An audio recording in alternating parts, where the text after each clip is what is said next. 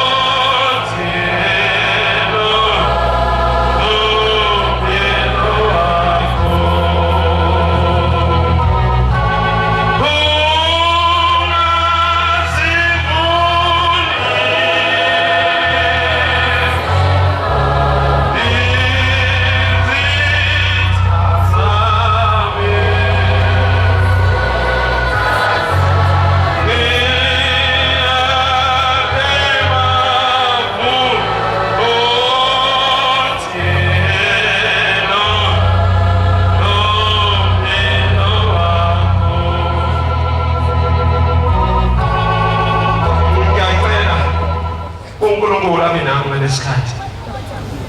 Ngiyacela uNkulunkulu wamthanda mina wathanda injabulo yethu kufanele ife yonke.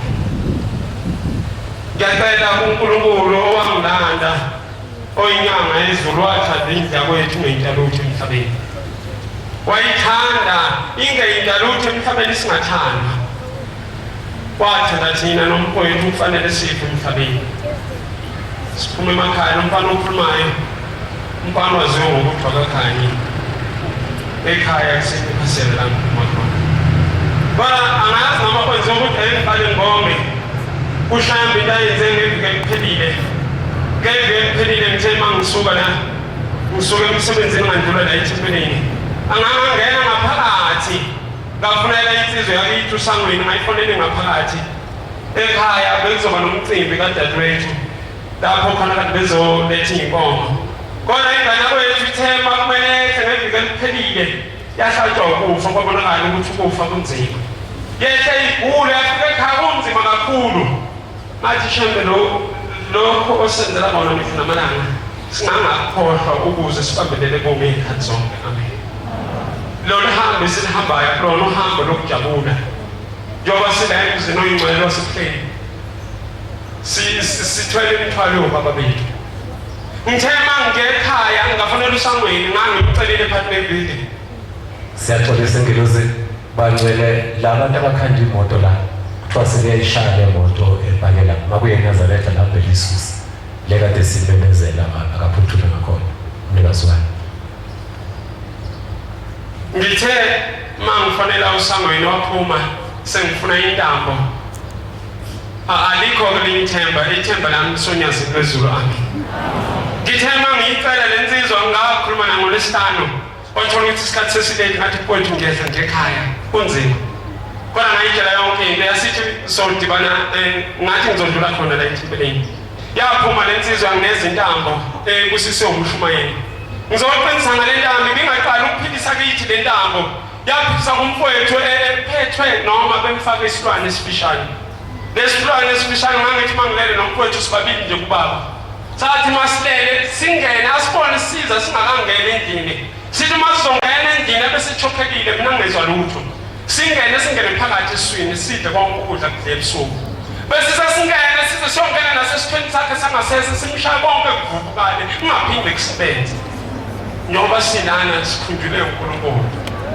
Angazi noma lokukhuluma bekungifanele yini. Kodwa ngicela shembe ngikhulume kahle. Ngiyacela uNkulunkulu angangenzi ngona umsebenzi wakhe ngiyasaba. Umphathi bathiwa benginamandla bengomtshela ukuthi umphathi kungifanele lesicathulo nginika sona soku-oversize. Lento idinga abantu abaneyibonga eziqondile nje.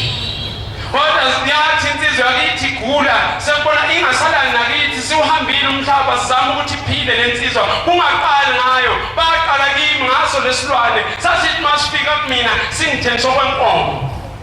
Into engiyikhulumayo angikhulumi into engangizwa ngabantu. Angazi noma kungifanele yini ngikhulume lo. Kodwa uNkulunkulu wasithanda bethi bawuvala noma beqeda indlu kababa. Kodwa uNkulunkulu wanqaba nami lo inyanga yezulu. Ngilana ngathanda inyanga yezulu ngakuthatha ubungcwele bakhe ngawo ukutshala ekhaya. Kanti mase ngikutshalile bonke ekhaya sebegqoke ingubo emhlophe. Amen. Ngalo ngibangangile ngithi mama ngicela ukuthi njengoba baba engasekho ngicela ukuthi njengoba sida ekhaya engasekho ngicela ukuthi sonke sigcine isabatha. Ngayindala kabi lenkonzo bakusebusika ngoba ekhaya bakhola kwelinye ibandla. Kodwa ngayindala ngathi ma zonke izitha zala ekhaya soyingoba ngeyisabatha. Mangagcina isabatha ngabibikho zongilandela. Ngoba ngithanda ukuthi sone umsebenzi kaNkulunkulu. Mangizogcina isabatha. Mayithandile uzonilanda noshembe yazomfanga phakathi. Uma ithandile kodwa njengoba sidana nginethemba elikhulu ukuthi sithandiwe bangazathi ukuthanda kwethu singahamba kahle angayisolo uNkulunkulu ngathi. Bangazathi uNkulunkulu angathokoza ngathi ngayikhathi zonke mayisifunga athi ubungcwele bakhe siphathe ngendlela ekufanele siphathe ngayo. Angiqhube ngale indaba kaMfowethu yathi inkosi isemnambili kwahamba udadewethu lwengubenamayo kungakholwa muntu wathi ngiyahamba ngiyakushembe ngizole ukuthi usemnambili.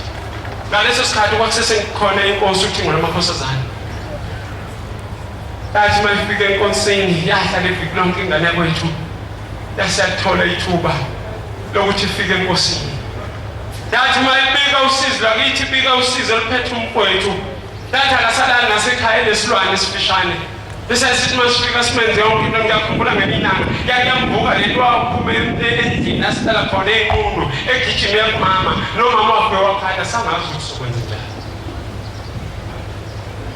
Emzuzwini nesikhathi athina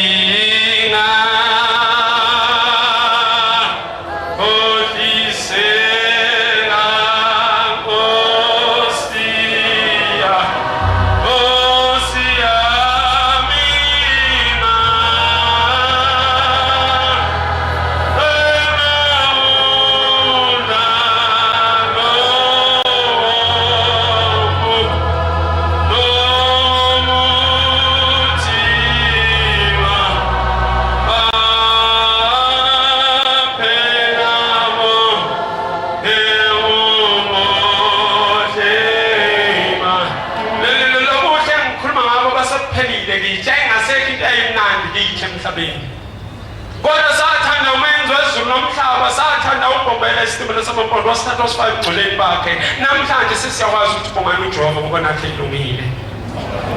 Ngizophamisa lelo dumo kuNkulunkulu ukuthi angaqheli kithi angashiyi noma kuthiwa kunzima kangakanani, kodwa angaqheli njengoba sonke sithwele noma sigqokele ingubo emhlophe.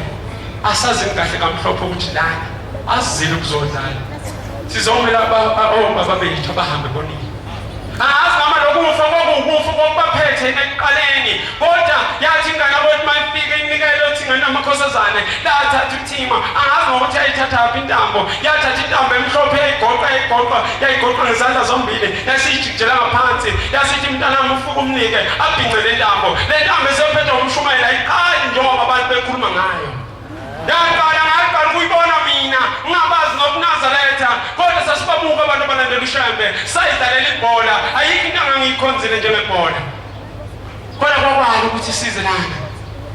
Kodwa yathi ma inkosi ineza le ntambo, wafika udadewethu wathi nami nayo into ezimfike ngayithola kuShembe, uthe uyithandele ekhaleni lakho lokufa uzophela.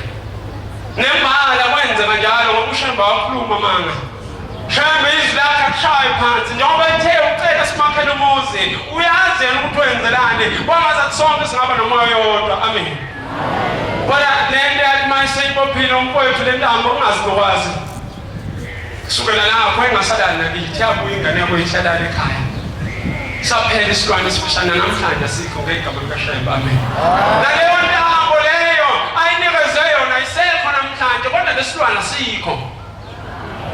Le ntambo uthe usangweni manginika yona ngesabatha ngifile ngajika lapha eDebisini.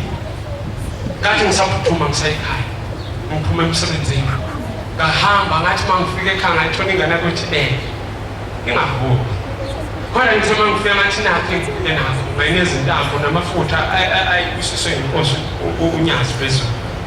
Ngathi uzophila inkosi kusise uphile. Wamukela isibusiso wathi amen. Ngikhuluma mina ngomuntu namhlanje uyaphila ngegama likaShembe. Amen. Ngizobonga lokho kuShembe wengcwele ngithi umsaba wakho uhlezi phakathi, wathanda abantu abangenjalutho. Mhlawumbe wena njengoba ulana, mhlawumbe usukhohliwe, angikukhumbuze. Uyabona mina njengoba ngiguqe lana kwabo kwadwethu ulayini ungugqoko kwathiwa mfana ungakho eqingane sizolishaya ikhanda. Ngangaphethe muntu ngangenalutho, kodwa lapho nasesingilandela uShembe. Ngangethembe lodwa lokuthi uShembe njengoba ngithathile ngifaka lana uzophinda ngivikele. Nembalo wenze njalo uShembe wangivikela. Namhlanje bonke labo bantu ababe udwebile lowo muka ngizophinda ngihlangane nabo njengoba ngeyi-25 kuzoba umsebenzi kithi. Ngizophinda ngibalande futhi bona labo bantu ngoba inkinga isemndenini. Angazi kodwa ukukholwa kuyikho lokho engikwenzayo. Ukukholwa kuhle kuqala emzini wababa bethu njengoba silala bafowethu. uShembe uzosidayisa uma angeke sidayise uShembe, sidayisa abantu abasifaka lobungcwele bakhe. Uma sizokhohlwa ibona sizonaka lento ekhona lana emhlabeni ayizokusiza ngalutho. Uma uzoqala kini ukukholwa uzonakho lana ngeqiniso elimhlophe lokuthi unyazi lohlezi njalo luNkulunkulu, uyohlala unjalo kulethempeli owayikhetha khona inkosi. Ungagcogcoma amathempeli ngoba yona into esilimazayo inkosi kusema enikuzwile. Amen.